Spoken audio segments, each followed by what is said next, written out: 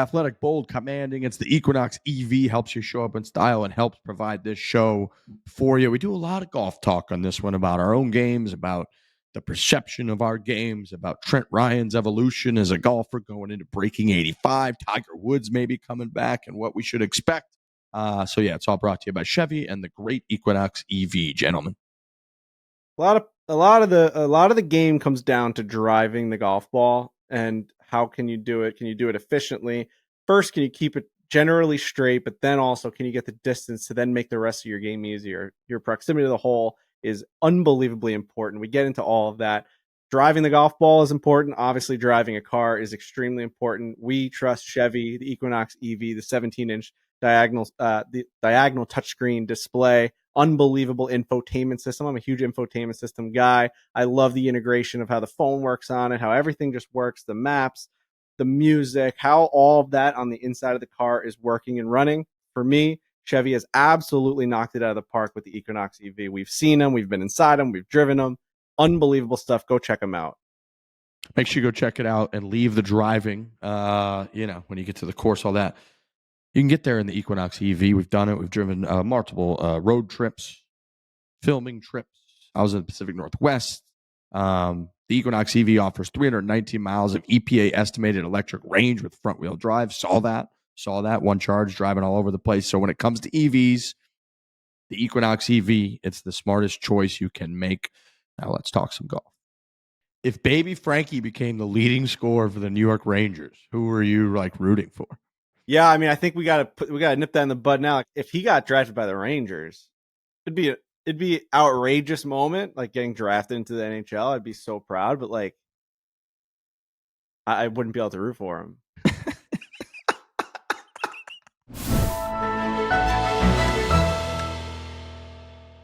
Foreplay, presented by Barstool Sports. We are back. It's myself, Frankie, and Trent. Hello, gentlemen. Nice to see you. Good to see you as well, my friend. Happy Wednesday, everybody. Thursday. Happy Wednesday to us recording, Thursday to everyone listening, unless this comes out a little bit earlier. I think my mom usually listens to the show on Colorado time Wednesday night before she goes to sleep. So, it could be a happy Wednesday to my mother.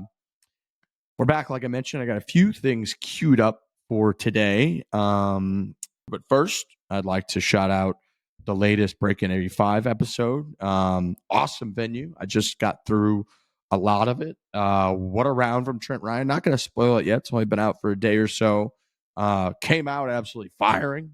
And then, per usual, kind of always comes down to the wire. But, we do all these videos. We filmed with the Dallas Stars. We film with all these folks, and they always go, Trent, what's that number you're trying to break? Because I feel like the way I'm watching you play, you got to be breaking that number the next time you go out and play on your own ball.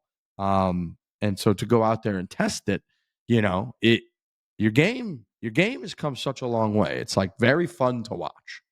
I appreciate that. And yeah, we do film these videos with people outside of the company. We do it with the NHL people, professional golfers, and they do say, your game's looking way better. I will say, when they are watching me play, it is in the context of a scramble, which we talked about a couple episodes ago when we put out where I got to play 2 balls and Frank got to play 1. The mental side of it for me is much more relaxed and much more stress-free.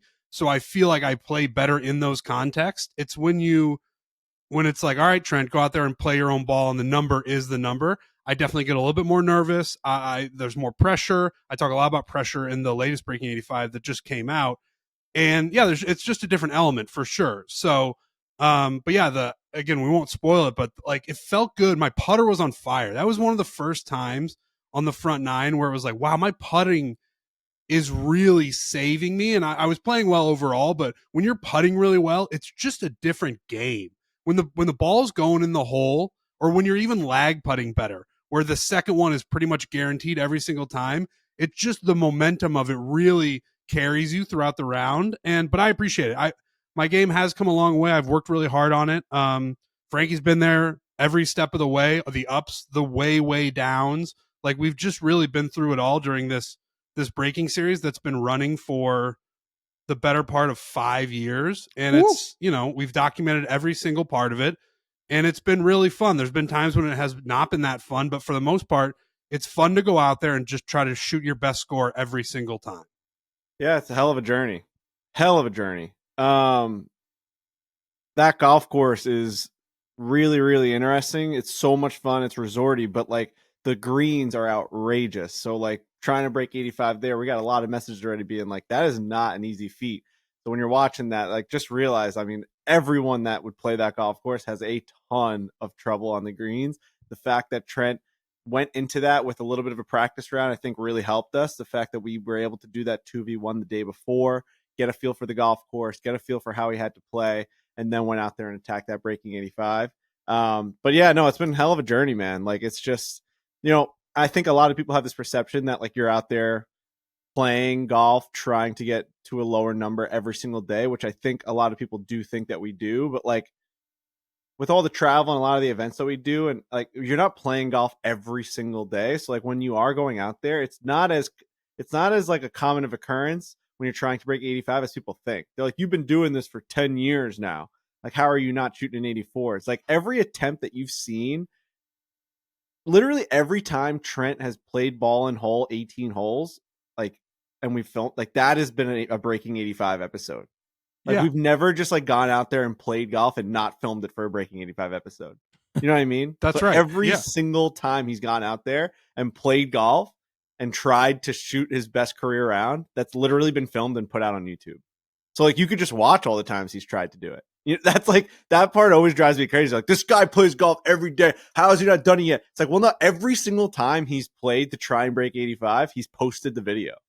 I've also come to grips with, like I played sports growing up. I was pretty athletic, and I played baseball growing up. I played football growing up, and it's taken a long time for me to come around to the fact that golf just doesn't come naturally to me. Like I've really, if it did, I would have shot a lower number by now. But I even watch myself like every episode, and I love golf. I play a ton of golf. I host a golf podcast with you guys. We have an entire golf brand at Barstool Sports, but I watch myself play, and I go, that body just isn't necessarily meant to play golf. And I'm forcing it to try to get better at it. And the more you play something, the better you get at it, regardless of how poor you are at it. But like, I do watch myself and I'm like, that body is meant to be doing other sports that are not golf. You know what I mean? Yeah, I mean, I do think a lot of people struggle with that, but then like you watch a guy like Shane Lowry like win the Ryder Cup and like stuff a pitching wedge to like 7 feet and make the putt. Like it doesn't, like body type, I feel like has kind of gone out the window in terms of golf. But I do feel I know I've had that conversation with people at like bars before. Like, how is Trent not shooting in the 60s now? I'm like, well, that's just not the way sports work. Like we all play all the time and we're just not playing better. And also like sometimes you just like your limit is your limit until you like find something that like you didn't even know was possible. Like, like at some point we all are just who we are in the game. Well, yeah, you know your limit.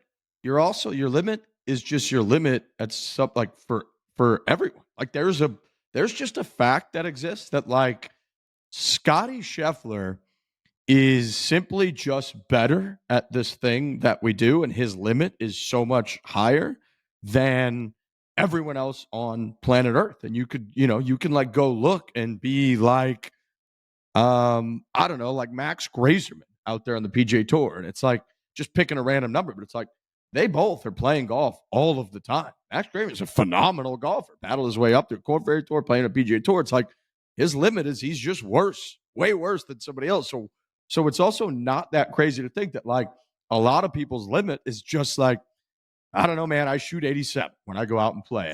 And I've worked at it at times. Sometimes I haven't. And so I think that there's this, for whatever reason in golf, there is this crazy belief that like, no, if you just play X amount of time, you will get to a level that is a scratch golfer or whatever it might be. And I go back to the sport that I know best, where there's like plenty of people that I play hockey with that played hockey in middle school and then in high school, and then they've played twice a week ever since, and they're fucking horrible. They can barely skate. They got no touch. They can't get the puck off the ice. And it's like, for whatever reason, throughout my life of playing, it's like, I don't know. I practiced forever, got pretty good. That's something I'm good at. Other things, I can't swing a fucking baseball bat. I can't, if I don't practice my golf swing all the time, like I can't hit a goddamn golf ball half the time. And so I'm with you where it's like, That's just something that people fail to grasp for whatever reason. That is a huge part of, like Frankie said, a huge part of sports everywhere. There's plenty of people that play certain positions in baseball and are horrible at other aspects of baseball to the point where they get like pinch hit. They got brought out of the game, yet they're still really good at certain parts of it and suck at other parts of it. That's just like how being a human being is. Right. Like even with the Shane Lowry comparison, it's not even just a big guy thing.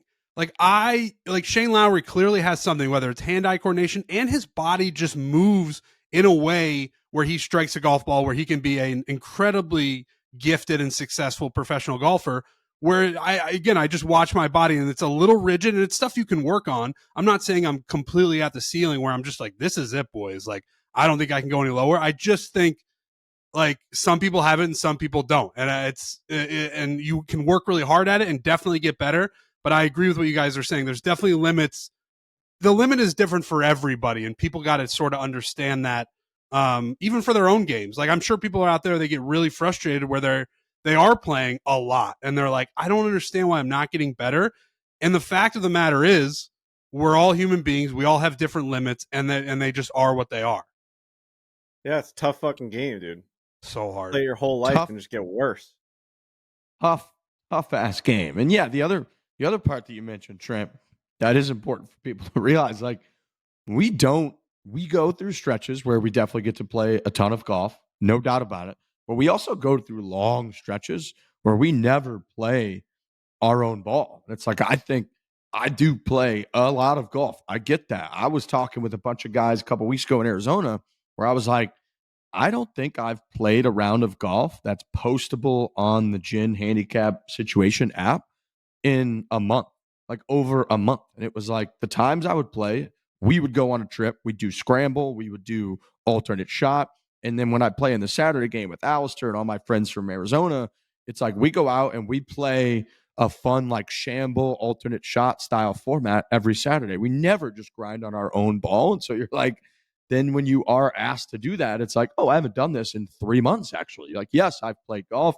I've stood up on tees and like had to hit tee shots and stuff, but there is a totally different aspect. That's why people say tournament golf is so much different than anything else, where it's like being out there truly grinding over every shot, trying to get the ball in the hole is just a different experience. That not that we don't get to play golf, we play golf, but you're not really doing that on a frequent basis, like ever. I do think if I could get hypnotized into thinking I was playing in a scramble while playing my own ball, I could shoot a 77. I'm pretty sure. I'm almost positive because the mental side of it is crazy, but that's just something I got to work on. The length is I think like the length is the hardest part to achieve. Oh, it just sets you back so much. Like if like sometimes you'll hit a good drive and we'll go out there and it'll go like 220 and you're like, you know that you can hit it further than that. I'm seen huge, you hit it further than that. My legs are huge. But also we watch you hit some like 275. Yeah. So it's like, how do you unlock? That's the part that I think people listening to this will probably get a little frustrated with, where we're talking about limits, where it's like, if you find how to do it, there's just like practice or like, there's like strategy to like making yourself hit more towards the one that you can do 275 more than the one that you can do 220. Like just finding that swing. What is that swing? How do we work on that? What kind of things do we have to get to that swing? And then like the game becomes a little bit easier once you get past like certain thresholds of distance. It really does. I mean, yes, it's just like I watch you. It's like real hard sometimes to hit like 6 irons into every green and like make 4s, because like hitting green in regulation with like those types of irons is way harder than just hitting like nice 9 irons or pitching wedges. It's just like, it's a way more forgiving club. The distance thing completely escapes me because I'll hit a 6 iron like 185 something if I catch it really good, and then I'll sometimes hit a drive 205, and I'm like, what does that even mean? Like it's the same mechanic. It feels like I'll go, whoa, Trent, like off the tee, it makes good contact. It feels like it's going off the center of the club face, and it's just like, yeah, it's like spinny or something's going on up there. It's very spinny. Yeah, that if we're talking about it on a real level, which we have been, but even more so, the distance is the problem off the tee, because you'd rather be holding an 8 iron than a 6 iron. And that's the statistics back that up. Mentally, it backs it up. I got to get longer off the tee. It is what it is. Dude, that stack system, dude. Me and Matty Fitz. Yeah. All right. That would be insane. I think that would be a great experiment because you lack distance, but also have the ability to put so much power into the ball. I got a big bottom half. Right. Like I feel like your ceiling is so high. And like your average is so low compared to what you should be doing. So like if you did a video on the stack system and you worked on it for like call it a month or whatever, you got Matty Fitz to agree to like whatever. Remember his guy was gonna do it, that doctor in like Canada was gonna do a video series with me doing it, but like I don't know. I didn't think I like just never went and did it. But also like my delta's not as high as I feel like yours would be. Like if I'm already hitting a 265 and they're trying to get me to 280, it wouldn't be as impressive as like if your average right now is 221 and they got you to 280 yards or something like that. Like your ceiling is insane, I feel like. I mean, you're a freaking big athletic guy. Yeah. No, I would definitely try it. I'm down to try it. It is funny. Oh, I'm down to try it for sure. That's because yeah, if I could just get a little further off the tee, things would be so much easier. I do watch you, and you're smaller than I am. I mean, you're taller than me a little bit, but you're just like, I look at you like I look at Alfonso Soriano, if anybody ever watched him play baseball. Big bat. Big bat, and also he would just unfurl, and he would hit a ball 400 feet. And I look at you, and I'm just like, man, you really have gotten. I mean, your swing is so nice, and you've really got it down to where you'll hit it 280, 285 all day, and it's fucking impressive. Yeah, I makes don't it really. Way easier. Yeah, I don't know how it. Yeah, I don't know. I mean, obviously, I'm all over the place, but like, I don't know what it takes to get. I don't know what that is, right? Like, I don't feel like I'm doing anything to get more distance than you are. Like that right. part makes no sense to me. I've never understood that. Me either.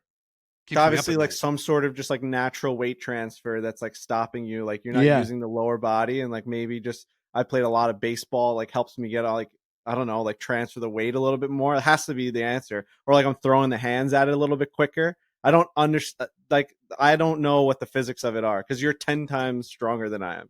John Tillery would tell you that I don't have legs. You're just I don't use my legs body. at all, and we've worked on it a ton, and he's worked on it with me, and there will be a couple times when I'm with him and I get it going and the ball goes way further, but I'm all arms. Even if when I watch me on video back on even this last video that we put out, I'm dumping right at the bottom and it's all arms. And that can only take you so far. So, because I get the same thing, and it's like, Kyle was like, yeah, you just don't, you don't have a lower body. And I'm like, well, my legs are attached to the ground, which are then attached to like my torso, which are attached to my arms. So it's like, they're here. I don't know. I don't get what I could do different. I don't like, am I supposed to be jumping in my golf swing? What do I do? Like, what do you do? Figure out how that works. And I think Frankie just naturally has had that and knows how to do that and doesn't even know that he's doing it. Whereas it's like, I think guys like you and me are just like, boy, I got no idea what you're talking about with this lower body thing. At one point, Tillery said to me, if you were sitting in a chair, your drives would go the exact same amount of distance. He said, if you were sitting down and just having a casual conversation and you swung your driver, the ball would go the exact amount of distance. And he's right. He's not being mean. He's trying to portray to me what is going on. But I'm with you, Riggs. There's a part of me where I go, my legs are here and they're on the ground. And like, yeah, I'm not kicking a soccer ball. Like if I want to kick a soccer ball further, I swing my leg harder and faster, but my legs are staying still the whole time. So how are they contributing to the distance of my driver? Right. You know? I know. It's like, I kind of get when it is swinging a baseball bat and people make the comparison of like, you wouldn't just stand there and like throw your arms at it, right? You sort of like really, you pop back and then like, you fucking take that leg and you like drive into it. So I get that part of it. But what I don't get is like, yeah, but in golf, you're not like, you're just standing there. It's like, I don't know where that would happen. And clearly I have no idea where that would happen because I'm not really doing it even close to like the level that other folks are doing it. So it's, people have it figured out and can just effortlessly swing. Like I was watching Micah Morris yesterday, just posting how he can like make different swings and hit his forearm like between 200 and 260, depending on the swing. And I'm like, brother, I don't. And it looks like he's not swinging any faster than I feel like I'm swinging. Yet clearly he's swinging a million times faster than that.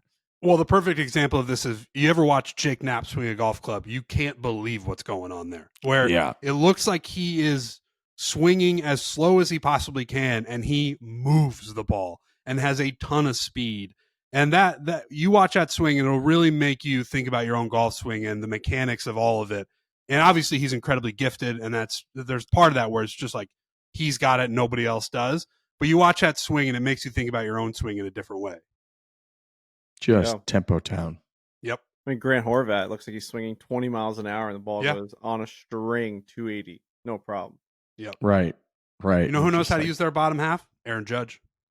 Oh. How excited were you last night? Well, right before we get to that, I actually saw one teacher on Instagram give out a lesson where it was like you actually basically make a baseball step on the driver, and it's like he basically was just swinging with a step. And he was saying how like he doesn't understand like why people don't do that, or like why it's not possible. Just similar to what Riggs was saying, where it's like, why is it so different? Like you actually can do it. It was funny. That's gonna I have to find that video. That's gonna set some people back there. I don't think it's for everyone. I also think it's like, I mean, it's a drill to get onto your front foot and like transfer the weight. I see. I think Butch Harmon actually does that also, where he's like maybe not Butch Harmon. Who's the guy that did the lesson with Danny Rapp when he was with us? Blackburn did that, and freaking Brendan Jones, every single driving range now steps through his first like 10 or 15 driving range swings. He literally takes a step and swings. It just gets you like through the ball. Yeah, Pete Blackburn. Last night, Mark Blackburn. Pete Blackburn's a blogger for hockey, and he's a podcaster. And that's right. Yeah, he's an awesome guy. I think he's a Bruins fan. Met him at Borelli's once. Had a great time with him before. He is a great guy. He's a great hockey Twitter follow. Great hockey Twitter follow. Oh, he's great. He's just very knowledgeable in the game, and like he's just one of those guys you follow him for like legit takes. Like he's just like whatever his take is typically the right one. Yankees last night were incredible. Just a classic New York Yankees game, one that I'll remember for the rest of my life. Just, I mean, Dave put up the video of like that they were done at the fourth inning, and like I think everyone thought they were. My dad was over the house. We had him over. We were watching the baby. My wife was not home, and then she came home, and it's like it's kind of chaos. And we're watching the game, and like they're losing 6-1, and my dad's like, "I'm getting out of here. Like I'm going home. It's a 25-minute drive." And like as he's walking out, he goes, "I guarantee they tie this game because I'm leaving the house right now." Like the biggest Yankee moment's gonna happen because we're not sitting next to each other. Because like we love that shit. Like we've watched every big game together, especially Yankee games. Like going back all the way to the Jeter days, like just standing up in front of our TV, I'm jumping on his back. Like those are my favorite memories watching sports. You obviously see it with the Islander games on stream. Like whenever anything good happens, I immediately jump into my dad's arms. It's like a natural reaction. So like, I mean, they were down 5-0, and Judge hit that double, and they got like one run in, and I'm like punching him in the arm. Like we're just like a very physical watching the game together type of duo. And he left, and I'm like, all right, like, yeah, they're probably going to lose, and we're all depressed. I'm holding the baby. The baby's wearing like what we thought was a lucky Yankee shirt. I'm like, this shirt sucks, like burn it. And then that inning, he's in the car. That inning is when everything happened. Judge ends up hitting the 3-run home run. He calls me as the ball's in the air because the radio's faster. He calls me as the ball's in the air. He's like, "Gary, Judge is doing it." I'm like, "You got to stay in the car." It's just like I just couldn't believe we weren't together for that moment, but it's just so perfect that he called that as he got into the car. Yeah, an amazing moment. Judge is like 10 for 20 with like, the biggest home run of his career, and he's playing really well. He's got his batting over 500 right. I think he maybe even got another hit after, so he's like 11 for 21 or something like that. He's showing up. The pitching isn't really showing up. The bullpen did great last night. A lot of people thought the Yankees were dead. They have a ton of life. Yankee Stadium was going nuts last night. It's fun to be a Yankee fan right now. It really is. I mean, I was watching the stream. Those guys, Marty Mush, Tommy Smokes, and Hubs, and Big Ev going through it, calling for Boone's head in the first inning, and then all of a sudden, like jumping up and down, we're popping champagne towards the end. That's just the life of a Yankee fan. I think they turn right around and play again tonight. Tonight. Schlittler, who we met, Cam Schlittler's uncle. I don't know if we talked about this on the last show. I don't think so. Yeah, I think I did actually. I think we did talk about it. But we Oh. did a Barstool Classic up in Cape Cod, and I said, and we are doing the announcements on the first hole, and I'm like, whatever the guy's name was, John Schlittler, now up to the tee. And I'm like, are you related to a Cam? I'm like, do you know a Cam Schlittler? He's like, yep, that's my nephew. And we're like, holy shit. And this was, a couple weeks ago. Schlittler he had just kind of cracked into the rotation. He started the year at Double-A, and then all of a sudden has that performance, as everyone knows, the best like rookie performance, the best pitching performance in like Yankees history, aside from like Don Larson's perfect game back in whenever the hell that was, the 50s. 12 strikeouts, 8 innings, no walks in his first postseason debut, playing against his beloved Boston Red Sox. The guy grew up in Boston. His uncle that we met was like, yeah, we're all like Sox fans, but it's like incredible to watch like our nephew and like our family member like be a pitcher for the New York Yankees. This is insane. Like this kid came out of nowhere, because I was like, is this a good player like his whole life? He's like, yeah, he's like, he was all right. Like, I mean, he was good prospect, obviously, like made it to Double-A, like triple, like, That part's but now crazy. he's like the Yankees guy now. Like all of the New York Yankees fans are relying on Cam Schlittler tonight. That's a crazy place to be. His mom got like bullied off of Twitter by like Red Sox fans because, I mean, her account said "Red Go Sox," and everyone's like, "Your son just killed us." It's like he's just in the mix right now. That is a tough. If your nephew or your son or your cousin, if you are huge diehard Red Sox fans and he becomes the guy in a postseason Yankees game, who are you rooting for? Shutting down the Red Sox, by the way. Like, you know what I mean? Like, that was against the Red Sox. Dude, against the team that you love, and for the team that historically is just the biggest. It's like the biggest rivalry in sports. Yeah. Dude, if baby Frankie became the leading scorer for the New York Rangers, who are you like rooting for? Yeah, I mean, I think we gotta nip that in the bud now. Like, we are definitely gonna make him or like introduce him to hockey. But like, if he got drafted by the Rangers, it'd be outrageous moment, like getting drafted into the NHL. I'd be so proud, but like, I wouldn't be able to root for him. Not even a little bit, which is fine, right? No, like, I mean, I would root for his personal success, but I just like would hope that it ends. I would hope that like he finds it somewhere else. As nice, I'm trying to say it as nice as I could without like him watching this back, because this is all on the internet and like he'll be able to watch it back forever. Yeah, if he does become an NHL player, this is probably going to end up on like NHL Network in 2055. That is so funny to think about, isn't it? Not funny, but it's interesting. Yeah, where I'm like, I don't want my son to play for the New York Rangers, and like that clip is just like on the internet forever, and then some analyst is going to bring that up on draft night. It's an interesting point for sure, because that can happen.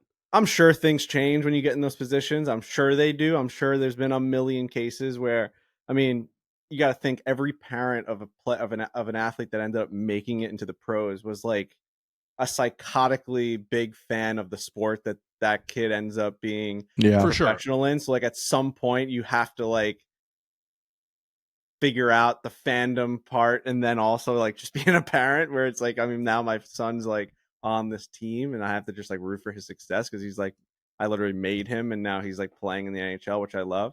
So yeah, I mean, I'm sure my situation would change, but my son's only 5 months old, so we're not going to start putting like NHL on him. He doesn't even know what hockey is. He doesn't even know what his own name is yet. You said he had food for the first time. He just had oatmeal today for the first time. That's a nice start. Some formula and oatmeal, and he just grabbed onto the spoon and sucked on it. It was unbelievable. Well, baby Frankie, I want you to know Uncle Trent's rooting for you no matter what, you know? Like, I know, like it's not the same, but like Boomer Esiason, his son-in-law is Matt Martin, and like he always held extremely strong, like, fuck your team. Like, would put his jersey in the freezer during like playoff series and be like, we're freezing them. Yeah, you gotta stay like strong. I actually respect the Booms for that. He's not showing up to an Islander game wearing an Islander jersey, a Matt Martin jersey, you know? Right. He is not doing that. Like, I don't care. Like, that's the father to his grandchildren. He's still like, I don't care. There's also like there's also something fun about that. Like, sports are meant to be fun. Like, no matter what. So it's like, yeah, you're a huge Islander fan. Like, that's just a part of your life. I know you take it very seriously, and I understand that. But it's also just fun. Like, you get to root for the team that you love, and if somebody in your family, if you're the Schlittlers, yeah, your nephew just shut down the Boston Red Sox as a New York Yankee in the postseason.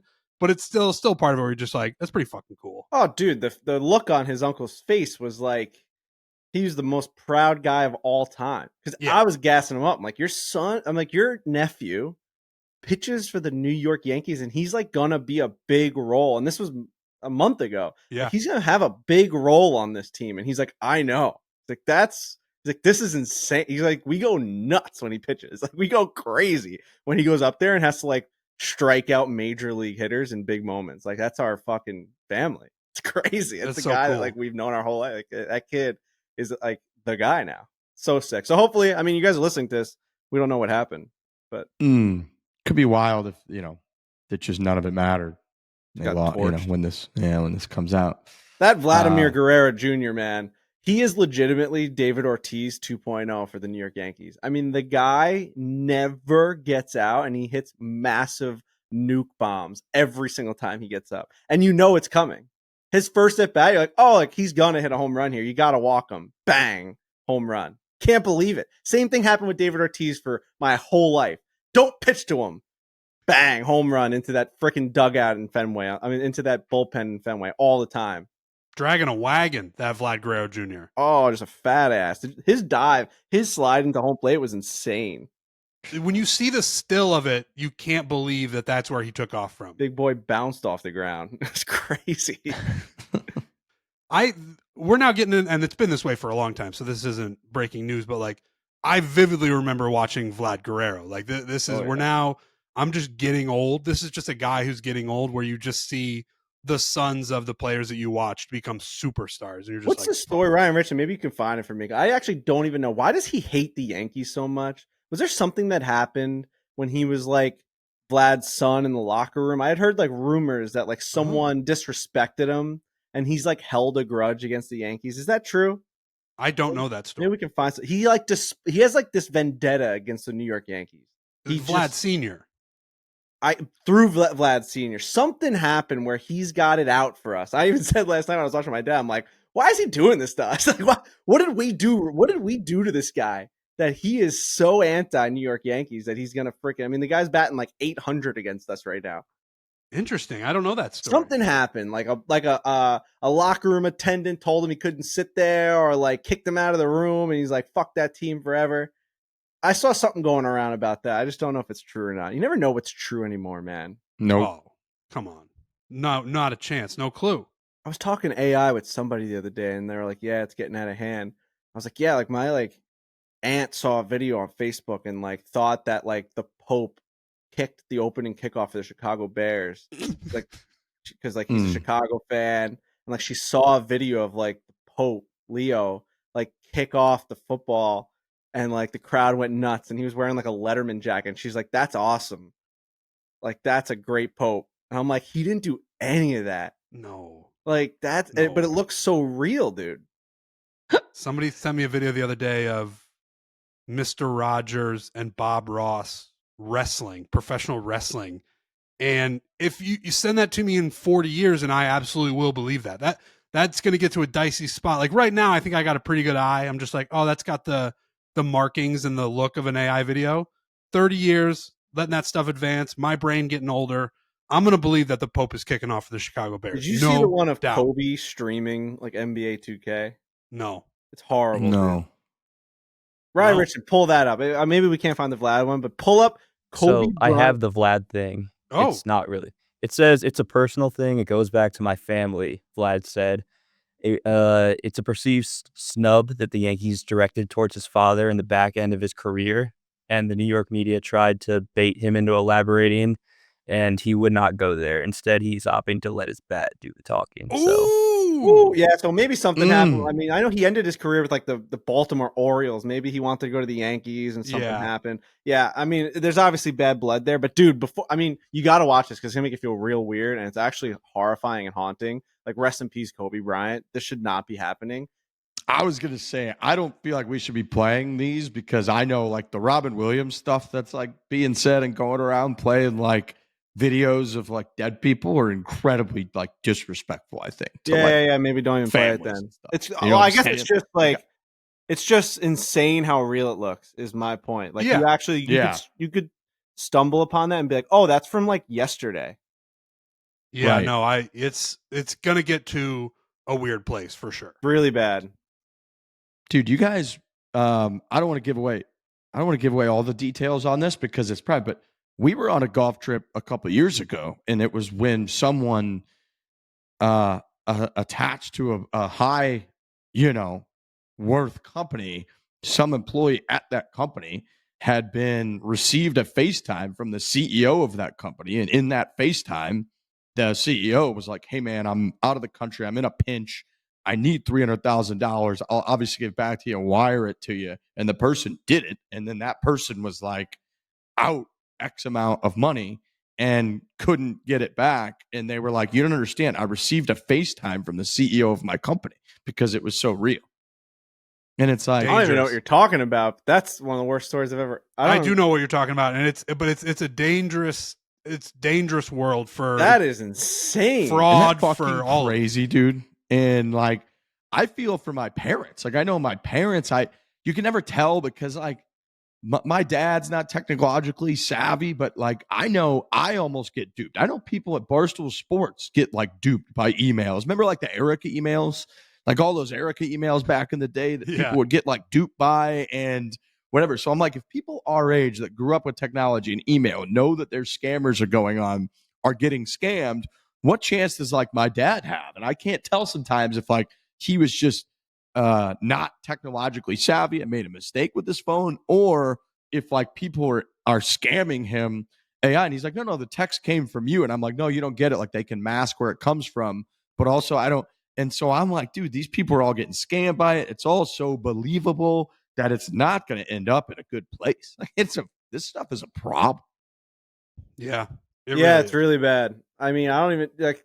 I spend most of my day weaving through what's real and what's not. Like you'll get phone calls and you have to stare at it and be like, is this a real phone call or not? You're getting emails like, is this coming from a real place? It's an exhausting existence where you're like, you have to confirm everything with your brain first before just like acting. And at some point, you're just going to end up making a mistake somewhere and it's going to end up screwing you. Like I got something to my email yesterday and it was like a calendar notification. And it was like your PayPal thing went, like your PayPal initial transfer for Bitcoin went through, and it was legit like a timed calendar invite. So like when I'm looking at what we had to do yesterday, it was like from 12 o'clock to 1 o'clock, a little white bubble, and I clicked on it, and it like had all this information inside the Google Calendar invite. So then I had to like go to my PayPal and make sure that like no purchase had gone through. But like I mean, I didn't click on any of the links, but like I almost did. I'm like, what is this? How did they infiltrate that? You can't click the links. Our guy, unfortunately, Jersey Jerry, sometimes clicks the links, and then his Twitter is slinging iPads for a couple of weeks, and you just get caught in a bad spot. It's a really bad spot.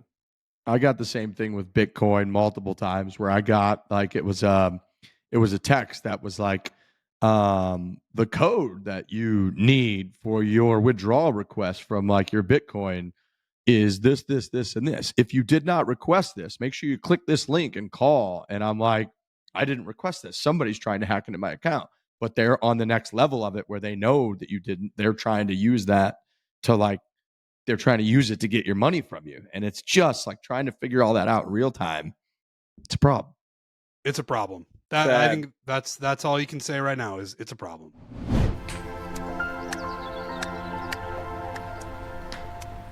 College football season is in full swing, which means tailgates, cheering crowds, and the excitement of being in the stands before kickoff are happening too. Ever find yourself at a tailgate? Maybe you decide to grab tickets last minute. Well, that's where Game Time comes in. The Game Time app gives you the advantage right back to the fans. It's the hack for unlocking amazing tickets and experiences in a few taps, or a big events podcast. We love going to events. Game Time is the best way to go. Yeah, I'm looking right now on Game Time. You could sit right behind the left field foul pole, which Aaron Judge knocked the crap out of last night for that 3-run Game Time home run. Just an unbelievable call, by the way, by the announcer. Oh, what's that guy's name? I want to give him credit because it was really an amazing call. As soon as I heard it, I was like, "That's is it? It's not Vesker." No, let me look. Keep going. But yeah, I mean, he said is this his moment? If it stays fair, it's his moment. Joe Davis. Joe Davis. You could sit right behind that foul pole, which the Yankees announcer on the radio called it a fair pole. $103 just to get right there, right behind the foul pole. Right now, I'm literally looking. This is like what the app is for. I'm in New York. I am 45 minutes away from Yankee Stadium. I go on the Game Time app. If I like have that impulse decision to be like, I want to be in the building tonight, I go on Game Time, and right now the cheapest ticket available is on this app, like that I could possibly find. The cheapest ticket that I can possibly find on the internet in the world is on this app, and right now it's telling me it's $103 to sit right behind the foul pole and go see that game while Cam Schlittler is pitching against the Blue Jays. I can be there because of Game Time. It's truly the best. That's why it's the official ticketing partner of Barstool Sports. Make sure you take the guesswork out of buying college football tickets with Game Time. Download the Game Time app, create an account, use the code FORE for $20 off your first purchase. Terms apply. Again, create an account, redeem code FORE, F-O-R-E, for $20 off. Swipe, tap, ticket, go. Download the Game Time app today. Diamonds Direct was founded by a diamond manufacturer in 1995. They go direct to consumer, cutting out the middleman. That means fewer markups and way more value. The perks are real, a lifetime warranty that covers cleaning, tightening, even lost accent stones. You want an upgrade? They've got a 110% lifetime upgrade policy. Trade up anytime, just pay the difference. And here's the big one. If you buy an engagement ring, $3,500 or more, and you get her wedding band for free. Once again, spend $3,500 or more on an engagement ring, you're going to get her wedding band for free, no fine print. Just a seriously good deal. I got this watch from Diamonds Direct, which I love. Bang. It's clean, looks great, all class. It works. We love Diamonds Direct. They were great. Yeah, we got a lot of good stuff from Diamonds Direct. We were able to go on the website, check out some different things. I grabbed some earrings for my wife, and I mean, they come in. They are absolutely beautiful. You cannot believe the quality of these. These are legitimate, real diamonds. So this is the real deal website. We've gotten chains, we've gotten watches. So make sure you go on the website. And obviously, if you're getting an engagement ring, that's a huge moment for you. It's super nerve-wracking. I mean, you don't want to have to go through these like backdoor channels and meeting people and knocking on doors and going into sellers and the whole entire deal. Like, this is like a verified website that you know that they're real diamonds. They're going to send them right to your door. It's as legit as it gets, and they're tossing in a free wedding band. That is like as good of a deal as you can get. I wish that we had Diamonds Direct as a partner. I didn't know about them when I bought my engagement ring. I had to go through some weird, sketchy shit that I never want to go through again. It was weird. I'm knocking on doors in New York City, and it was like bizarre. This is way better. Make sure you do this. I know a lot of people are making this decision right now as you're listening to us. Go on Diamonds Direct, take a browse. Big moments teed up, so don't choke. Start with our picks from Diamonds Direct. Use the code BARSTOOL, quite simple, at checkout for 15% off your purchase. Again, that is code BARSTOOL, and you're going to get 15% off your purchase.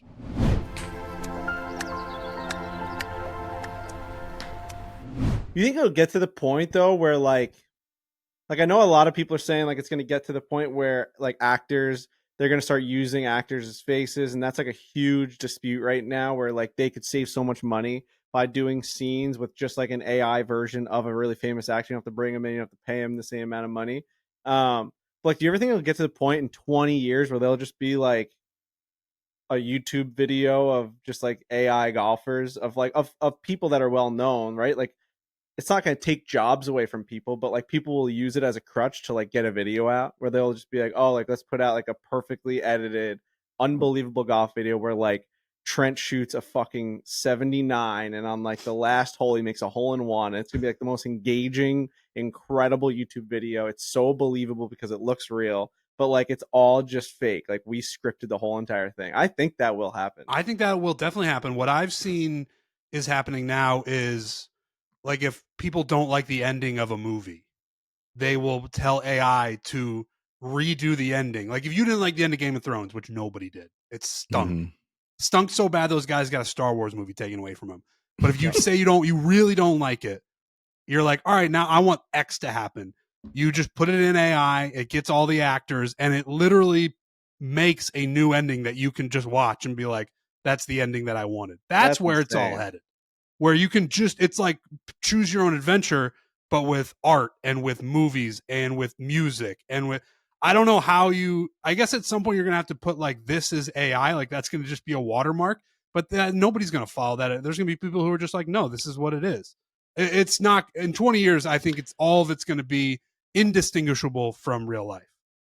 Yeah, I definitely think it'll be indistinguishable. I think it will get to that point where there's plenty of that content that is just all AI generated. I do think that just the connection to people will always be something that, I don't know what the system will be, but there will be a way to verify that your content is just you and people. And it won't be 100% of the market, but there'll be a pretty large percent of the market that will always choose that if they know. I fear that like a lot of people are going to use it as a crutch. Like I can even see us, if someone came to like Brendan Jones and was like, "Hey, you guys played this golf course and you didn't get many drone shots. Like you couldn't get the drone up. There was a local airport right around the property." And Brendan's like, "God, like drone shots really help our videos. Like it really enhances it." And someone's like, "Well, the AI could like build, like I could put into AI and it could build you a drone shot from tee to green based off of like the Google Maps flyovers, and it would look pretty real. Like if, give me $1,000 and like I'll send you 18 of them, and like no one will ever know the difference between this like 2,000 feet in the air sky drone shot. It will look just like I could totally see us being like, yeah, we'll do that. Like that would make our video better. And that's like where you start to just like dip your toe and then you fall the way in. We're like, oh, if that was easier than flying it, then like what else is easier than doing that? I'm just thinking through like just how everyone's brain is going to start working, where it's like I can give you a little bit of something, you're going to see how easier it is, and then you're just going to want to keep doing that. Totally, I could see that. I really could. It's I don't know what the answer to like what's. I guess you put it on people to not do that, but if somebody's going to do it, and then everybody's going to do it. You're going to lose out by not doing it. Like that, you're going to lose to your competition. Just like in every aspect, like that's like if you didn't do podcasting or if you didn't do video, like everyone's doing it, you gotta jump in on it. Like do you think like the more like human thing would be to like handwrite our takes on golf and send them out as letters to people, but like we like adapted with the times. Now we're like talking into a camera in my in my office. Like I mean, things just change. In 20 years, we might not even be doing this. There's gonna be an AI version of me just giving better takes. Like, do you think there would be a market for if we said it was AI, but it looked like real life? It genuinely looked like a real video, and it was a video of me shooting a 59 at TPC Sawgrass. If we were like, this is an AI video, but it looks like me, it's we've got the same humor. Me and Frankie have the same relationship. He's there, we're talking, it's all the same, but we're admitting, but we're just going to put it on our YouTube. If you want to watch it, you can watch it. This is what it would look like if I shot a 59 at one of the hardest golf courses in the world. You just own up to it. You don't say, no, I did this. You say, this is what it would look like. And I wonder if people would watch it. Crazy views. Yeah? Oh, yeah. Fuck. I would watch it. That sounds awesome. 100%. That just sounds like an incredible video. Off at the Chicago Bears game. Like, of course. Right. I actually want to see that video. That actually sounds pretty dope. No, that does sound dope. Yeah, I guess there's certain parts of it that will always want the human like connection and the human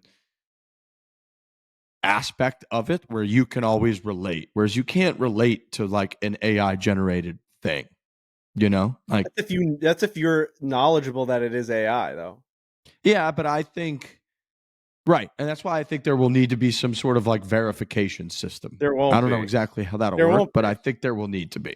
There won't be. There's going to be like jailbroken AI things that like just make them without it. Like, yeah, of course, like ChatGPT and all these other ones will like somehow get, sanctioned by the government to like put some sort of thing in there that's like, this is AI generated. But there's going to be people out there just like the ones now that are like making naked photos of like celebrities and stuff that are like, you can't stop them. It's like horrible. It's legit like a black market of like criminals that are just they have the same access as anyone else. They're just gonna make them. There's gonna be like a criminal market for golf videos in 20 years where you're gonna be like, fuck, like that's right. Grant shot at 18. Like that's fucking crazy. Since the inception of the internet, the laws have always been like 4 steps behind, where they're just like, what is a parody law? What is like who owns what? Who's like, and that is gonna be times a billion with all this stuff.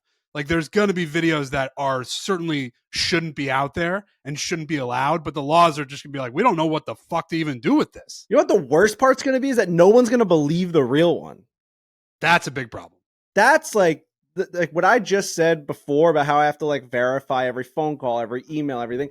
It's going to get to the point where anytime anyone does anything of like substance or like for their own success, like if you posted a video of your career low, you shot 79, like in 10 years, let's call it, there's going to be a bunch of people that are like, that's not real. And you're gonna be like, what are you talking about? Like, how do we fucking tell you it's real? And like, it's not real. Yeah, but like that already exists to a degree, right? Like we're the ones going out there filming, editing, and putting out the video. So it's like at some point there's already an element of trust that you either have or you don't. And it's like by watching it, like don't get me wrong, there's comments on all videos already being like, there's no way you shot that. How many takes? Haha. But the whole reason there's X amount of views is I think that like the quiet majority of people believe it, and like you've built that up through years and years of doing it. So yeah, I just do think it's going to be really hard. That part will be insanely frustrating of like your real stuff being doubted more than it's ever been, that it could be fake because it could be.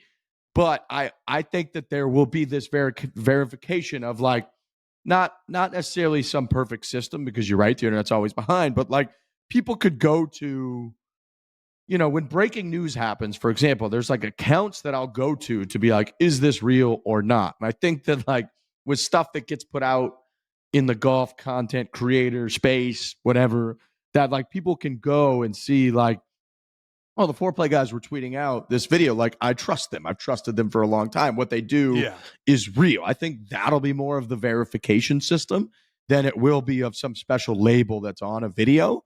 But it is only going to get more skeptical and more skeptical, as it should, because there'll be more fake stuff. I just would like to think that the market of viewers out there will like at some point dial it back and be like, we actually prefer the real people, and we only know a certain amount of people that are definitely real, and we're gonna like follow and watch those people. I hope. Here's my hot take is I think live events in 50 years will be more important and bigger than ever before. Even as impossible as that you can even imagine. We just had 60,000 people at the Ryder Cup like throwing things at Rory McIlroy's wife and like losing their minds. Like it will be even crazier and bigger on outrageous scales.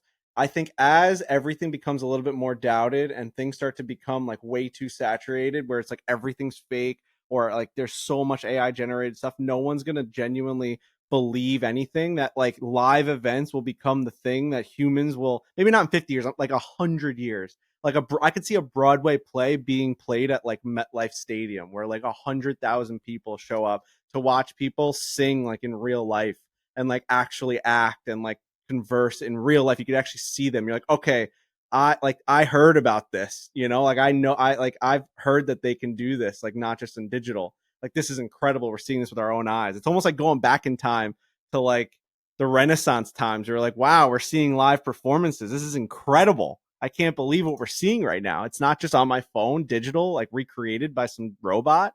It's like the fight back of humanity. I completely agree with that. And you went from 50 years to 100 years. I would go from 50 years to like 20 years. I think there's going to be so much AI generated content online that it might have the opposite effect of people wanting to be on their phones. Because then even if you want to post something, everyone's going to be like, well, that's not real. You just made AI. You're just going to be like, fuck this. Like, I don't want to even look at this shit anymore because I don't know what's real. I don't know what's not. And I'm just going to go to things. I'm going to go to concerts. I'm going to go to baseball games. I'm going to go to a Broadway play. Hopefully it has that effect. Now, the reality of it is it's probably going to have the opposite effect. People are going to get obsessed with their phones even more. They're going to AI generate only the things that they want to see, and people are going to go further and further into a bubble, and then the world's going to end. I think we're going to get closer to the phone being out, actually. And I know that might take a little while, but like whether it's Neuralink or glasses or something, I think, and I found this a lot with myself, I think that everyone's starting to feel a little bit of a mental hate for their phone. Like I'm starting to hear people talk about it more. I'm starting to feel it myself of like every time I look at it, I feel like it's bad for me. And I get that currently I'm incapable of not looking at it.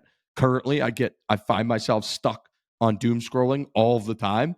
But every time I do it, I feel worse and worse about myself, where that used to not be the case. I used to be like excited to look at my phone. I used to truly scroll through Twitter and be jacked up. And I know Trent Ryan is like one of the biggest Twitter fans of all time. And that part of it was like truly exhilarating to be like, who texted me? What notification am I getting?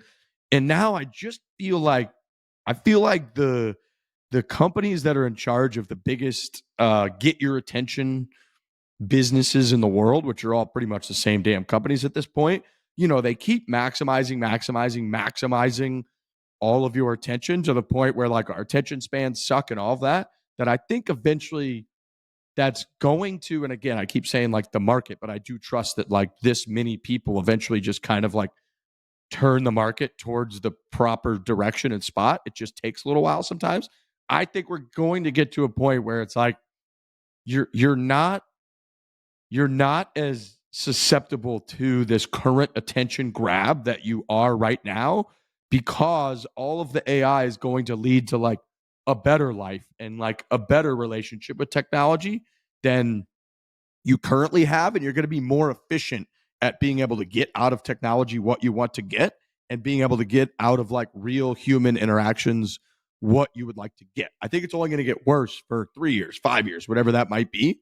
But I honestly think in like 10 years or something, we're not even going to use our phones. It's going to be a completely different experience. Like I really believe that. And I think that comes from I just can sense it with everyone that people are fed up with how much we actually hate this fucking device.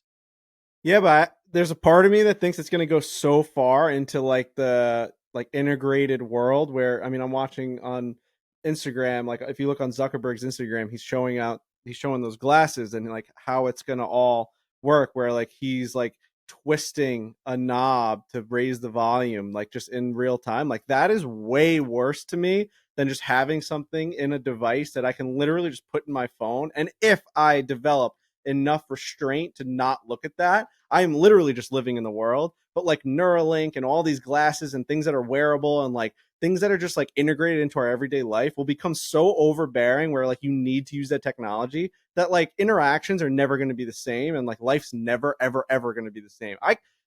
I understand that this is really bad and like we're constantly looking down and everything's in here, but at least it's like in here. It's actually a physical thing that I can, if I wanted to, I could just throw this thing in the trash. I just don't know if they start putting things in my brain. I don't know that I'm ever going to be able to get away from that, where it's like every notification, and I'm sure you'll be able to settings it and censor it and whatever, but like then it's over, dude. I'm gonna be looking at Trent. He's gonna be like, "What was that?" I'm like, "Sorry, I'm watching fucking Red Zone, dude." I guess what I would say is like I think that they've tied like the whole thing of like if I wanted to, I could just throw this in the trash. I think is not really true, because they've tied it to all the things that are also important, right? Like we can't do that because there's a work thing. There's a Dave Portnoy text looming, all of that like you can't miss. Social, like, right? Like a huge part of your social life is in text messages. It's in being part of group text. It's being part of Twitter conversation or Facebook or whatever your choice of it is.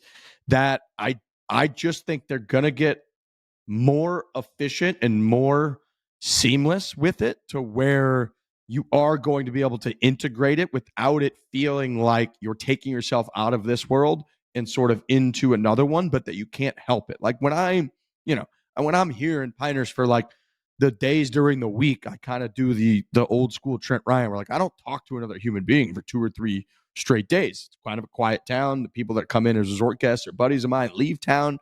And it's like when I go sit at lunch and have lunch at noon by myself, it's like as soon as I stand and walk up to the receptionist, I'm like, oh, just a table for one. And then as she walks away to go get the menu, I look at my phone, and then I look up to her again. And then when she takes me to that table, I sit down, I stare at my phone for 5 minutes straight until I take my order and then put it down, where it's like that part of it is this super crazy addictive feeling of pulling it out to see what's going on in the world. I think is almost worse for you than having it all be more efficiently integrated and being able to like operate with all of it like properly entangled with one another rather than this like constant taking yourself out of real life and into this, but you can't help take yourself into this because it is attached to like real stuff. And I'm hoping that with AI and with technological advances, we get like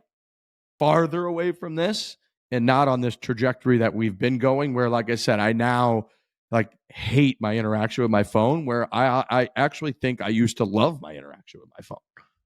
I think I'm just going to move to the woods. But yeah, I mean, there's definitely different worlds for different people. Like we would like the more seamless interaction, but like there's other people that are living in this world that like don't need their phone as much as we do. They do need it for like certain things, but like a computer would be just fine if they could like dedicate the 10 minutes. They sit down, they go on their computer, they pay their bills, they interact with whoever they need to interact with. They send their text messages. I mean, I'm just thinking of like Brock Nelson, hockey player. Like that guy's like barely on his phone. Like, I mean, he like plays hockey, he goes home, he's with his kids. Like he doesn't have a social media presence. He's never like answering anything. Like you FaceTime him once in a while, he'll answer you. But he's a down to earth, regular dude that like lives life and just like plays sports and fucking, he does not need it as much as I do. That's for sure. Like not even close, not checking Twitters, not checking Instagram. There's people out there that just do that. It's nuts. Such a freeing life. Like he just needs to like score goals and then like he's okay. Oh. You know what I mean? Like it's such a nice life. But I would say, I mean, obviously else. that's an incredibly rare opportunity that he's got. But I think even like most of my friends, they need their phone just as much as we need it. Like they get 80 work emails a day. And if they're like not on their phone, you know, when they're out of the office, and it's like, we used to, I think, have to rely on Twitter and on Instagram, like more so work-wise than we do now, just because it's more YouTube. It's more like edited and feature length type content and stuff that we're like putting out. For the podcast, we do need to know what the hell's going on. You need to be able to react to things.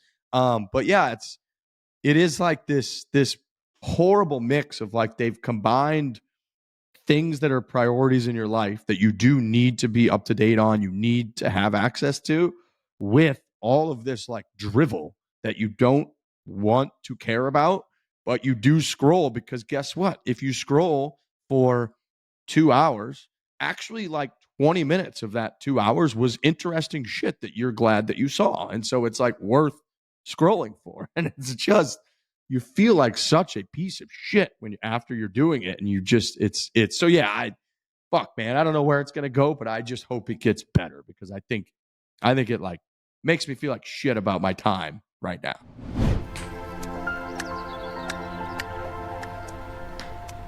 This show is sponsored by BetterHelp. October 10th is World Mental Health Day, and this year we're saying thank you, therapists. Life can be tough on and off the field. BetterHelp therapists have helped over 5 million people worldwide on their mental health journeys. That's millions of stories, millions of journeys. And behind everyone is a therapist who showed up, who listened, who helped someone take a huge step forward. BetterHelp does the initial matching work for you so you can focus on your therapy goals. You got to work on your mind, gentlemen. It's one of the more important things you'll ever have in your life. Yeah, my advice would be just try it. Use this service, BetterHelp, to just try it. I'm sure you've heard varying opinions from varying people in your life about whether or not you should do therapy. Give it a shot. See how it makes you feel. If you're going through a good time or a bad time, or you're just sort of going through, I think BetterHelp can help you. This is a great way, like I said, to just give it a shot. Take care of your mind, exercise your mind, make sure your mental health is in a good spot. I highly advise people giving this a try. Absolutely. This World Mental Health Day, we're celebrating the therapists who've helped millions of people take a step forward. So if you're ready to find the right therapist for you, BetterHelp can help you start that important journey. Our listeners get 10% off their first month at betterhelp.com/Fore. Once again, our listeners get 10% off their first month at betterhelp.com/Fore. That's better, HELP, betterhelp.com/Fore. Our new fantastic partnership with Adidas gives us access to their full range of golf apparel and footwear, including their Originals golf range. We talked before the show about this hat. Just as clean and go-to of a hat as you could pretty much have. Yeah, I'm big about like minimalistic stuff. I know that this hat logo is a little bit big, but there's something about just like the color scheme, how it's draped on the front, very clean on the sides. There's nothing else aside from just the logo you're wearing. And then I'm also wearing the old Originals logo here for Adidas for my hoodie. I loved little oversized comfort color hoodies during the fall and the winter. I feel so comfortable. I'm wearing actually the whole set. I got the shorts right. I got the pants on right here. There you go. Sweatpants. They're cuffed on the bottom. I mean, dude, I've been missing out with Adidas wear, like just lounge wear around the house, or even just like when we walk the kid down the street, like wearing Adidas sweats and Adidas hoodie and walking down in this nice 68-degree weather, 65-degree weather. I've just like, even before the sponsorship, like I don't know why I wasn't getting this gear. I was always going for like a little bit more, I don't know, high end, like looking for like weird fabrics. Like this is me. This is who I am. That's you. It's like, this is who I was born to be. It's right there in my range. It like fits me well. It's just, you go on the website too, they always have these insane sales. Like things are always on sale. It's like a very, very affordable to get like a bunch of stuff, a bunch of hoodies, bunch of pants, bunch of socks, hats. It's just, I've been in shock, and I honestly have been sleeping on Adidas, and I'm happy that I've been awakened. Me too. It just doesn't end. They get all kinds of great stuff, great options, great shoes. And the final chapter of the 2025 Originals Golf Range introduces elevated styling for the course, inspired by high fashion, while also introducing bold colors that complement the classic heritage aesthetic that is uniquely Adidas. Adidas is the official golf apparel and footwear partner of Fore, and that includes their new Originals Golf Range, inspired by classic Adidas heritage. Check out the newest drop. Shop Adidas' latest golf gear at www.adidas.com/golf. Again, go check them out at adidas.com/golf.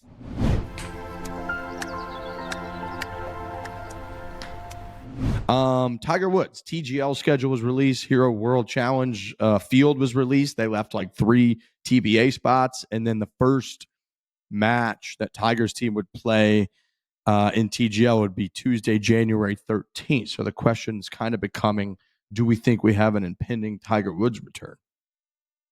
Where do we think he's at in his recovery? We're so far removed, and there's really been so much golf news and big golf news with the Ryder Cup and just what's going on with Scotty and Rory and Bryson. Like, I'm a little bit out of touch with, is he healthy or is he not? I hope that those spots that he left open at the Hero World Challenge are indicative of a potentially healthy Tiger Woods. And you got to imagine that he will be taking part in the Jupiter Links TGL season. So I would put money on Tiger Woods being healthy and playing in the Bahamas. Yeah, I'm gonna say that he is. I could also completely see the week before being like, I'm giving out these 3 spots to these 3 guys. I'm just not there yet. Looking forward to the TGL season, or like the PNC father son and the TGL season. I can't, I'm better suited to host this event this week than playing it. Yeah. I could totally see that blue bubble thing coming up with his text. And we'll all freak out saying that he'll never play again, but then he'll be back next year. I mean, I think this guy's definitely going to play golf again. There's for me, like, I'm not wasting any time stressing about the fact that this guy's not going to play. He's going to play in an event at some point. He's not done yet. Tiger Woods has not done his like farewell tour yet. And I think he will give at some point, Tiger Woods will like let everyone know, like, this is my last Masters. Like, he's the kind of guy that like his whole life has built up to like have that last walk. There's no way he's not gonna. It kind of had me thinking that like golfers don't really retire. I know, but he might be the guy that does it though. Yeah, I don't know, dude. Like Trevor Immelman never retired, right? Like he's the broadcast analyst. Like, I don't remember Trevor Immelman ever being like, I'm retiring for golf. Like, people just don't retire from golf. I feel like it's like not a thing. There is a part of me that, and I would really be curious how Tiger feels about it. We'll never know, but like, he kind of likes, to me, it seems like he kind of likes the will he, won't he. Like, it's an exciting part of Tiger's persona, and certainly his public persona. I mean, we talk about it. We've been talking about it for years. Like, is he going to play in this event? Is he going to play the Masters? Is he going to be healthy enough? Now, he has always said, I want to play while I still have the chance to win, although that has softened over the years. He likes to compete. He likes to be out there with the guys. I wonder what it would take for him to finally say, you know what, I don't think I'm going to play in these events anymore. Is it an injury? Is it his kids growing up and him wanting to be a part of that more? I mean, he's been a part of it now, and they're getting older now. Charlie's kind of getting into golf. Will he want to be more a part of Charlie's pursuit of a golf life? I'm just wondering what would be the thing where he would be like, all right, I'm actually going to step away from these events and not play in them anymore. I think it's when he genuinely thinks he cannot win anymore. I think what has to happen for him to tee up a golf ball in a professional tournament right now is so exhausting and so time demanding and so just like life consuming. He has to do cryotherapy at 3:00 in the morning. His back needs to get work done. He's in the ice bath. Like he's already said, like it takes a village to get this guy through 4 rounds of golf. So like I do think if there's ever going to be a person to retire from the game of golf and get like a retirement tour, whether it be just at the Masters, because he has like the made cuts at the Masters. Like he's not going to be one of those guys that are going out there just to go out there and hit it around with the guys. Like he means too much to the game. He has way too many records. Like everything's just a little too clean with him at Augusta for him to just go out there like Trevor Immelman does and like miss cuts and then go into the like, you know what I mean? Like there's certain things. He's not going to be what's his name? Lyles. What's his first?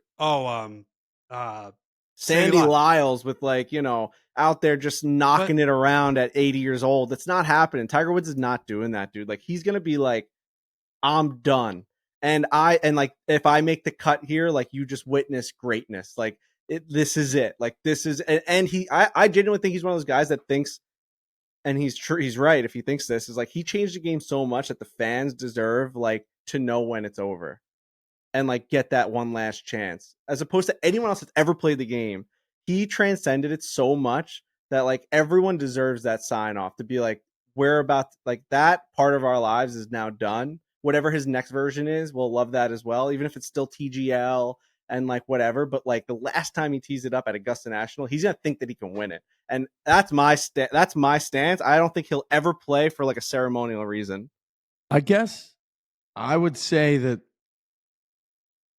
like Tom Watson almost winning the Open at 59 years old, unfortunately, like gives everyone the thought of like, I could still kind of win it maybe. And like that part of golf where it's like you can still compete at a pretty old age makes me worried and kind of realizes why a lot of the great players, I feel like they retire from an event, but then a lot of times they like unretire. I think Jack retired from the US Open like 3 different times.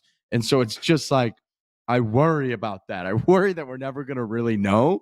I hope you're right. And at what point would that be? Like, would Tiger announce in January, like, this will be my last year of playing professional golf on the PGA Tour? And he's going to, like, you know, go out and play all the majors and do the hat wave and stop on the Swilken Bridge and do the whole thing, whereas last time he walked right across it. So, like, I hope almost that you're right. I hope it doesn't come soon, but I hope that you're right. And he does do something like that instead of just kind of wishy-washy, and then he's like announcing, and then he's doing a little TGL, and then you just never know if he's going to play again, which is almost kind of where it feels like we are right now.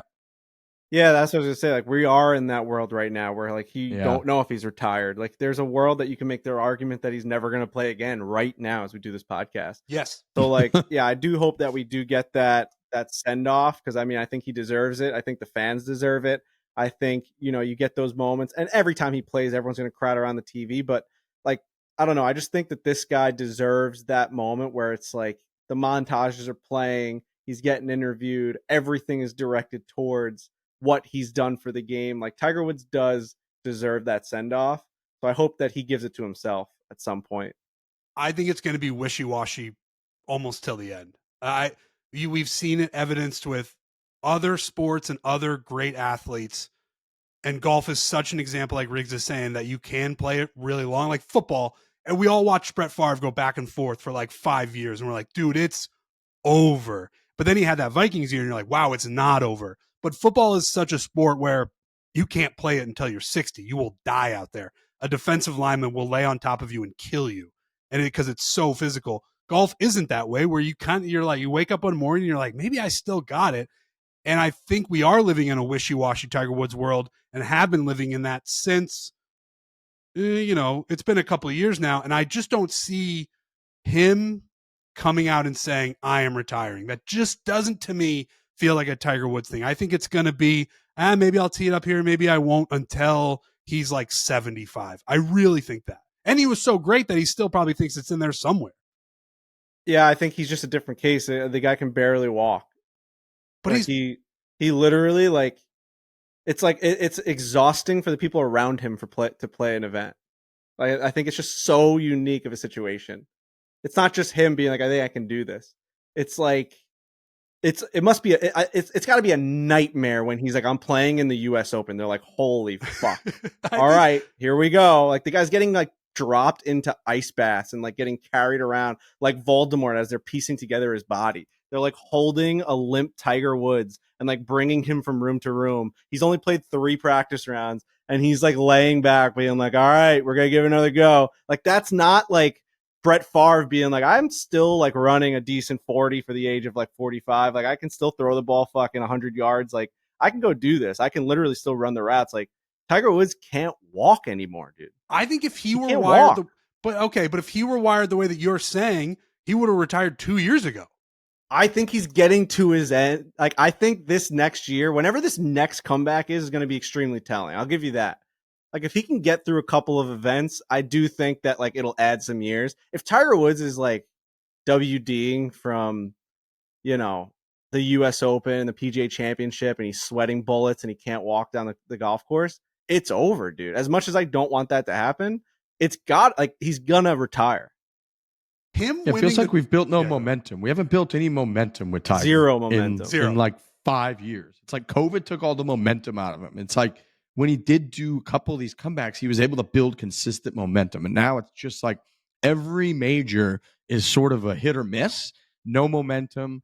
He looks okay in practice rounds. He looks strong Thursday early, runs out of gas, and then like he might retire at the end of it. And then we go through that again a month later, and you're like, what the fuck, man? It's also going to get to a point where if he's not playing well and he's sort of healthy, but he keeps missing cuts at all these majors, any tournament that he shows up to, the other players in the field are going to get asked questions about what's it like having Tiger around at this event. And at some point, those guys are going to be put in a position where they're just like, he just doesn't have, like, we're watching a ceremonial Tiger walk around. And I don't know if anybody will ever say it, but you're just watching, you're like, oh yeah, Tiger Woods, it's always good to have him at an event. But then at some point you got to be like, oh, yeah, he just doesn't have it anymore. And that's going to be a really weird period. So I hope he does what you're saying, Frankie, where he at one point is just like, I get it. I don't have it anymore. I gave this game everything I had. I tried so many times to come back and play again to varying levels of success. But those days are behind me. And now I'm just going to be like a steward for the game going forward. I hope that happens. My gut tells me that it's going to be wishy-washy. And he's also the kind of guy where he's the moment type of guy. He's a movie type character where if it is his last one, he'll fucking win the Masters or something. Like, it's just like all these guys have had these moments before. Derek Jeter, I was just looking it up, like career 310 batting average. His final year, he had come off, playing a handful of games from getting hurt. Comes back 2014, he's batting 250 something. But that last game, like, gets the game-winning walk-off hit. Like, one of the worst hitters on the team that year, but still, he had 4 home runs all year. Like, but he gets up there, knocks it into the right field, game winner, walk-off at Yankee Stadium. Like, that's like what Tiger Woods is. So, like, whatever his ending is, it's going to be something miraculous. Whether it's like a top 10 at the Masters where on like, on 16, the ball's like trickling towards the hole or something like that. Like something's going to happen where you're like, that's the last he's going to give us another goosebump moment. I'm putting my foot down and guaranteeing another Tiger Woods goosebump moment before he hangs it up. You could make the argument that moment was 2019 when he was just like, I'm just saying, he kept coming back. He's trying to come back. He could have just called it. Here's why. It's because Phil Mickelson won a major since then. I think that's a huge factor. I think he doesn't want to go out where Phil won a major more recently than he did. He's given us another goosebump moment. I don't know if that's a major. This is probably the most down I've been on Tiger since ever joining the show. I'm not down on it. I'm just becoming a little bit more of a realist when it comes to like what are the expectations of him. And I still am keeping that little boy joy that like maybe he's just been hiding from us, that this guy is back right now. We don't know. As of right now, October 9th, 2025, We have no idea what Tiger's current status is. He was nipping wedges at the Nexus event at freaking Liberty National. And like that's all we know, is that he was nipping wedges with Will Zalatoris, and that's all we know right now.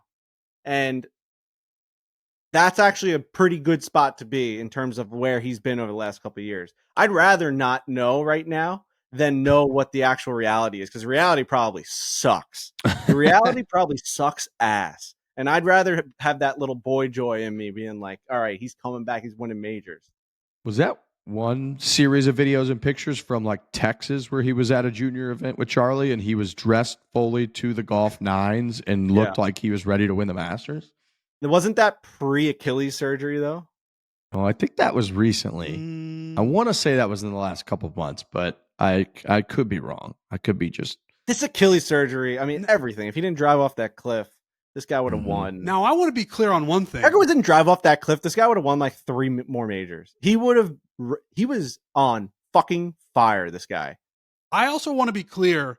I think if Tiger Woods is going to be wishy-washy, which is my gut feeling, I think he has earned every single right to play until he's 99 years old. Like, if he just wants to do that, I have no problem with that. Like, all the guys who like, I just, you get to a certain level where he's just Tiger Woods, and if he wants to just keep going, you brought everything to us. Leave a bad taste in our mouths. You don't want that, man. You want your heroes going out strong. It never works. It only works that way in the movies. It doesn't work that way in actual. But he's a movie character, dude. Like, let him just go out strong. Fucking go win the Open Championship and just fucking retire. Be like, I'm done. It's over. I'm going out on top. See you later. I'll never top this again. Nobody will do that. Nobody. It's gonna end up turning into the Shane Gillis joke where like the old dog walks in the room. He's like, "Oh, look who it is! Look who it is, what's up, buddy?" It's like a 17-year-old dog. You're like, God, that's Tiger Woods. Holy shit! Yeah, I know. The problem is if he wins something like that, we're gonna be like, he's gonna win 3 more and set another record or whatever. And now it's just. I just hope that he like holds himself. Like, you never see videos of like Michael Jordan shooting a basketball anymore. You don't, like, Derek Jeter said he'll never swing a baseball bat again. Like, there's just something about it. Like, you just don't want to see these guys not do the thing that you are obsessed with and they've become gods doing. You don't want to see that ever happen again. Like, you will see Tom Brady toss a pigskin because that guy could still play for the New York Jets tomorrow. The Jets would win a game if Tom Brady was their quarterback tomorrow. But there's just certain guys out there. It's like, I don't know. I would hope that Tiger holds himself to some sort of respect to be like, I've done the thing, man. It's over. I did it. I think the problem is he didn't do it. Like, I think he's stuck at 15 majors and like the number was 18. He got 82 tour wins. He like tied the record. I think that there's a part of him always that's like, if he had, before he drove off the cliff, gotten to 19 majors, then I think it would be like, I did it. It's done. Or I think that if like the 2019 Masters had been the major that got him to number 19, I could have even seen him being like, done. See you later. But man, I don't know. If he was healthy, I would be like, this guy's going to win majors till he's 60 because he rewrites his own book. There's never been a guy that's done that. Tiger would be the guy that did that. I'm just really, really, really fearful for how unhealthy he is. That like it just isn't going to work out the way that we want. So like whatever his plan was or whatever the book was, like there is some book written on Tiger what his life was supposed to be, dude. And like we had like those pages are slowly getting ripped out. That's what's got to keep him up at night. Is the post 2008 drought, the major drought has to drive him up a wall because in an alternate reality. If all that just whatever, it doesn't become the biggest thing in the fucking world for a few years or a few months. Like he's Terminator and how old was he in 2008? 34? Yeah, maybe. So he's still, that's really the thing that probably keeps him up at night. And nobody ever asks him about it. Nobody ever talks about it. I understand why. You get shoved out of his circle instantly if you do something like that. But that drought, that 11-year drought of no majors during what could be considered the prime years of a golfer are going to haunt him, unfortunately.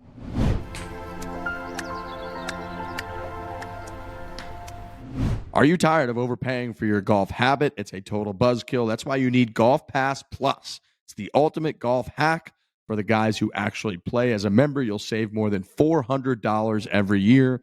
It's pretty sick. You get a whole year of Peacock Premium included with your membership, all the live golf you can handle. I do love that about Peacock Premium. They always have live golf, which we complain about quite a bit at different times, different events.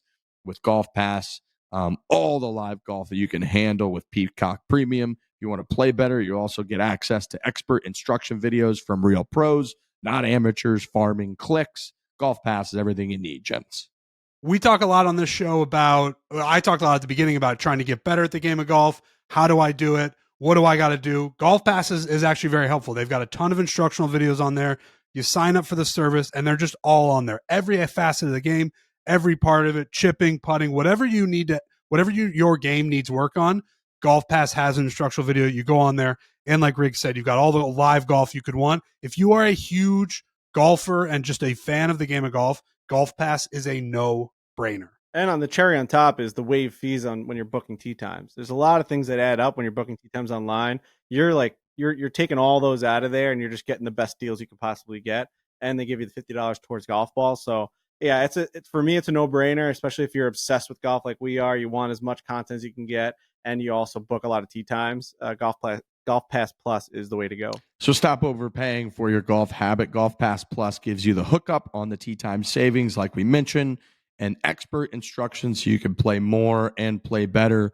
Join now and get a $50 credit for golf balls. That is Golf Pass Plus. Go check it out right now.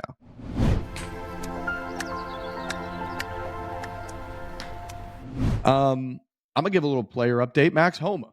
Max Homa's been playing better golf. He missed 5 cuts in a row earlier in the year. He obviously hasn't made the last President's Cup team or Ryder Cup team. But since the John Deere Classic in July, he finished 5th, 45th, 39th, did have a miscut, then 19th, and then 18th. So just a little shout out to Max Homa, who seems to have found his game a little bit more. He's playing over in Japan with a bunch of guys that are sort of friends of the program, some decent names this week in the Bay Current Classic.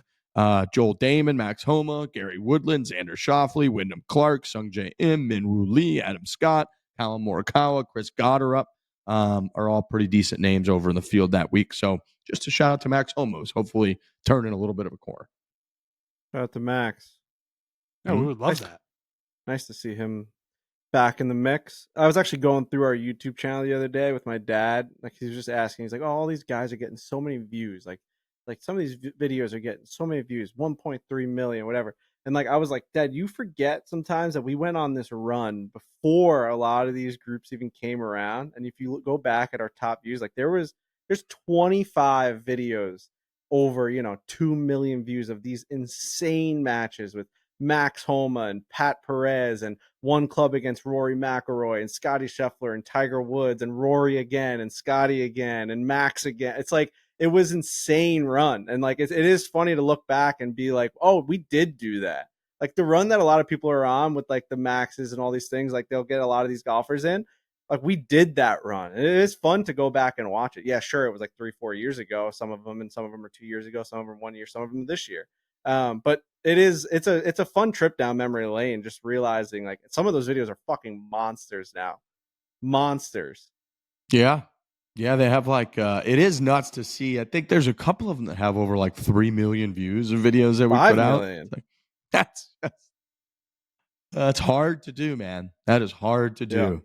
Yeah. But yeah, I mean, the reason I brought that up is because Matt, like, we watched a little bit of that Max episode because I was like, man, we haven't seen Max. Like, I haven't really talked to him, and he's just kind of been doing his own thing. I've seen him in a couple of YouTube videos like recently, like over the last year or so. But aside from that, like haven't really seen him do too much. And it reminded me to go back and watch that video. That's such a good video with him. Such a good video. It was a great match. I can't believe he came back and won that. That was insane. Incredible match. Man. Auction, Southern Dunes. We had a crowd out there. That's one of the rare ones where we had a crowd out there. We did have a crowd. Yeah. My parents showed up. That made it awesome. That did make it awesome. And then you hold out when they showed up. I made a big putt. My parents showed up. Shout out to Joy and Gary.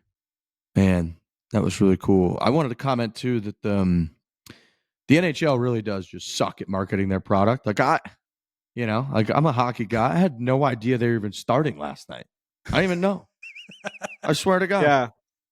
I mean, I was know. dialed in because the Rangers are playing. I don't miss a Rangers game as a notorious Rangers hater, and I've got a nice little setup. Future home of Baby Briley. Yeah, I've got a nice little setup down there. I was watching the Yankee game, and I had the Rangers on. I also had like the Texas game, the Detroit Tigers game on.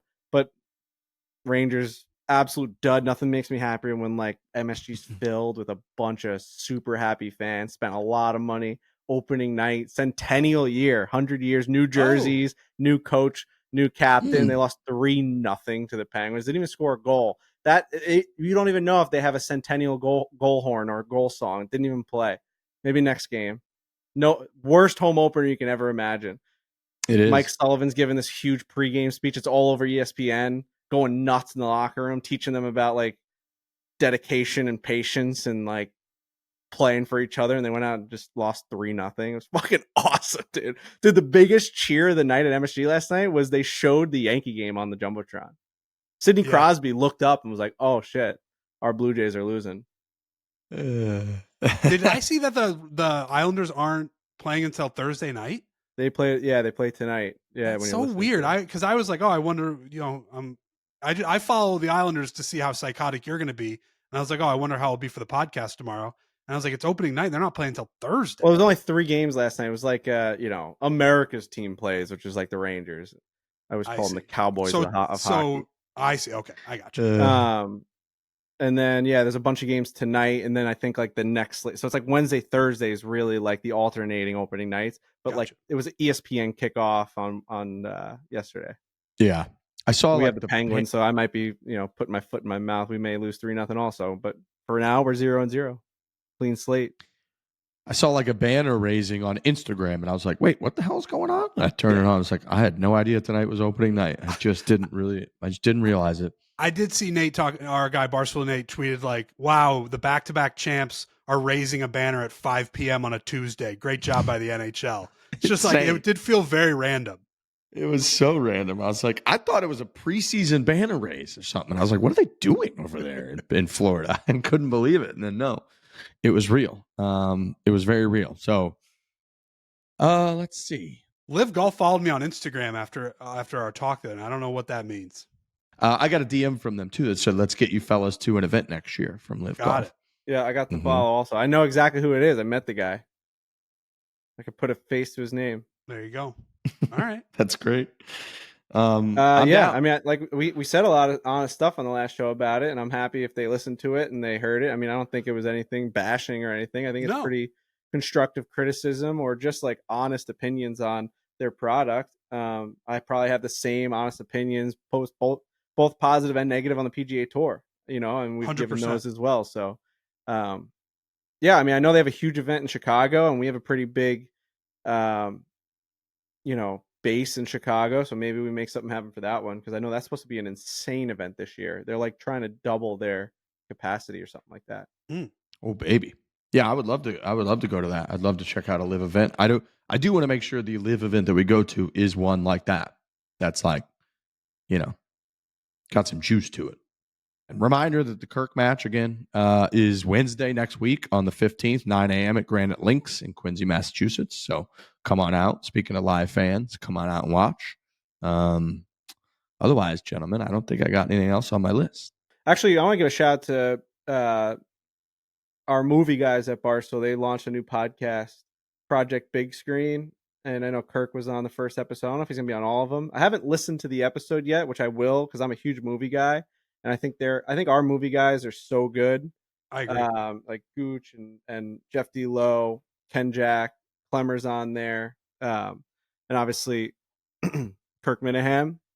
But I really, really just enjoy their takes on movies, and it gets me jacked up to go see a movie. So they just started a new podcast. Go follow them on Instagram. Follow their new pod. Like the way that Jeff D. Lowe is so good at segmenting things out. Like it's such a nice listen. From what I've seen, like on all their posts, like the way that they kind of go through like their top 25 movies of 2025, they're like what's coming out next. Like you really can kind of skim through a lot of their socials and see like what they're jacked up about. And I saw that they were at that new Timothée Chalamet premiere. What's that new movie going to be called? He's like the ping pong player. Oh, They yeah. said he's gonna win like every single award. Like it's Timothy Chalamet's. Like this is his one. Like it's supposed to be an insane. Someone said it's a mix between Uncut Gems and Catch Me If You Can, where it's just like high anxiety and also just like the best kind of like weaving storyline you can imagine. So what the fuck's that movie called?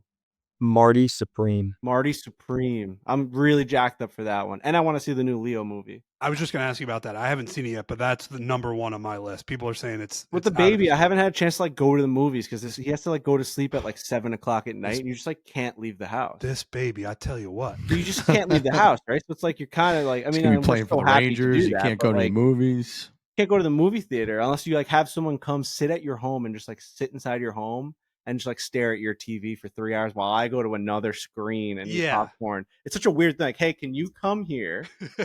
Sit inside my house so I can go to another room, not here, and watch on another screen while I eat popcorn and I take, cookie dough bites, and then I have like 4 pieces of popcorn and 1 cookie dough bite.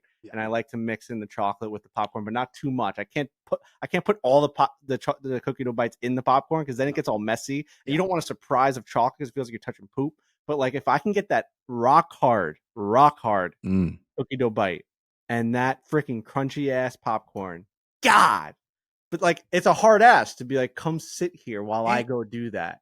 And it's like you don't want to, I'm sure it's a great movie, but you don't want to burn a babysitter on that. Like, no, maybe as we get older, like a dinner and a movie is like a nice night out. But I think like we're still too like, he's only 5 months old, so it's like it's not like that's such a foreign thing. We still like we went out 5 months ago and like did fun stuff like, you know what I mean? Like it's not. I think when you're like a couple of years removed, you're like, we would love to go to dinner and a movie tonight. Like that's something we yearn for that. You gotta wait till it comes out on streaming, I guess. Yeah, we'll wait until it comes out on streaming. But yeah, just wanted to give a shout out to Project Big Screen. Shout out. Go listen to those guys. I'm gonna throw that on too. I need to get more into movies. I used to be really into movies, but it's been a while now. All right. Anybody got anything else? I don't think so. No. All right. Well, everybody enjoy your weekends. Thank you for listening. Per always, thanks to our sponsors, Chevy Game Time, Diamonds Direct, BetterHelp, Adidas, Golf Pass. Shout out to Ryan Richardson on the 1s and 2s. And we'll be back next week with a big golf match. Hit it hard. Hit it hard. Hit it hard.